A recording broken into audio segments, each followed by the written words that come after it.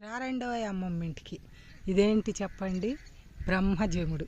ఇది ఇంత చిన్న నుంచి 10-15 అడుగులు ఎత్తు కూడా పెరిగిద్ది. దీని పువ్వులు చూడండి ఎంత ఆకర్షణీయంగా, అసలు ఎంత అందంగా ఉండయో. ఏమంట హిడింబి అంట ఈ బ్రహ్మజముడు. అప్పుడు పాండవులు మహాభారత యుద్ధానికి వెళ్తుంటే మా వాళ్ళు గెలవాలని చెప్పి హిడింబి అంట ఘోర తపస్సు చేసిందంట. ఆ తపస్సుకు మెచ్చంట కుంతీదేవి వరం ఇచ్చిందంట.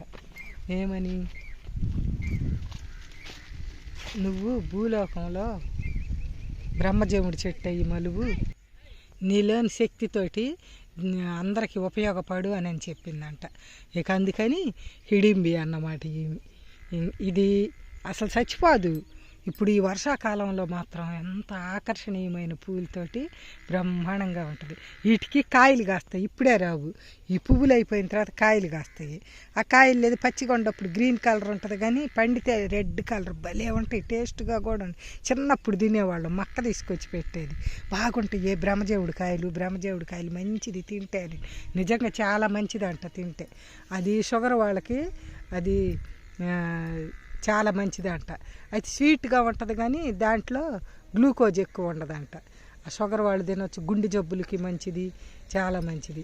ఇప్పుడు అసలు దీని గురించి మనం ఏంటంటే చెప్పుకోదలిసింది, దీన్ని తీసుకొచ్చి ఆకులు ఎండించి అవి కొంచెం కట్ చేసి తీసుకొచ్చి ఎండించి కాల్చి మసి చేసి వంటామదంలో కలిపి గజ్జి, తామర, చిడుము అది ఎలాంటిదైనా సరే వాటి మీద పెడితే మటు మాయంగా మానిపోతాయంట.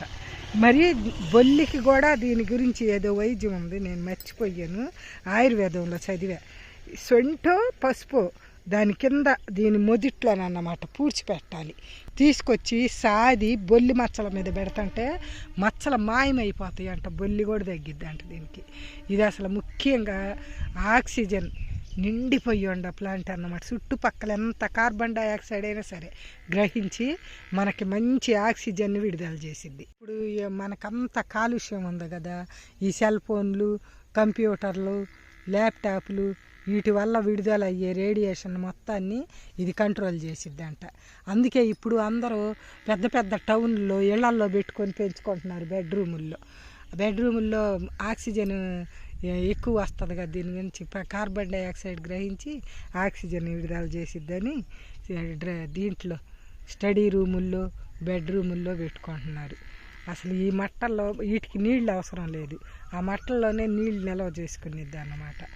అసలు ఎంత దీనికి ఎన్ని ఉపయోగాలు ఉన్నాయి అంటే, ఈ బ్రహ్మజముడికి మనం ఉపయోగించుకుంటే దీన్ని మొత్తం ఆశాంతము ఇది మనకు ఉపయోగపడిద్ది. ఈ బ్రహ్మజముడు మొదట్లో ఒక పసుపు కొమ్ము గుచ్చి ఆ ఇసుకలో ఎక్కువ ఇసుక నేలలోనే మలిచిద్ది ఇది. అది ఆ మొదల్లో గుచ్చేసి 7 రోజులు ఉన్న తర్వాత మళ్ళీ తీసుకెళ్ళి 7 రోజులు ఎండబెట్టాలి. మళ్ళీ తెచ్చి మళ్ళీ ఆ మొదట్లో గుడిచిపెట్టి మళ్ళీ 7 రోజులు ఎండబెట్టాలి. అట్లా 7 సార్లు చేసి ఇంకా మళ్ళీ 7 రోజులు ఎండిన తర్వాత ఆవ నూనెతో సాన మీద సాది బొల్లి మచ్చల మీద పెడితే బొల్లి మచ్చలు మాయమైపోతాయి అన్నమాట. చర్మ వ్యాధులు కూడా బాగా తగ్గిద్ది అంట ఈ బ్రహ్మజముడి చెట్టుకి. ఈ బ్రహ్మజముడి కాయలు కూడా ఆరోగ్యానికి చాలా మంచిదంట.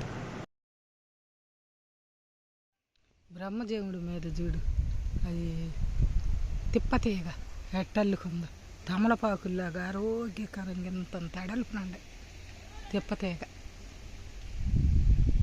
అన్నీ ఈ వర్షాలు పెడితే చాలు ఆయుర్వేద మొక్కలు కొల్లలుగా అసలు మనకు ఆహ్వానం పలుకుతుంటాయి, మన ఆరోగ్యాన్ని బాగు చేసుకోమని చెప్పి. ఇంకా ఈ వర్షాలు పడేటప్పుడు ఇక రోగాలు మొదలవుతాయి, సీజన్ మారేప్పుడు. చూడండి అసలు ఆ తిప్పతీగ చూడండి అసలు ఎంత అద్భుతంగా ఉండేది. వెనకది బెండ తోట. బ్రహ్మజముడి నిండా అల్లుకుంది తిప్పతీగ. ఆ పువ్వులు కూడా బయటికి రాకుండా.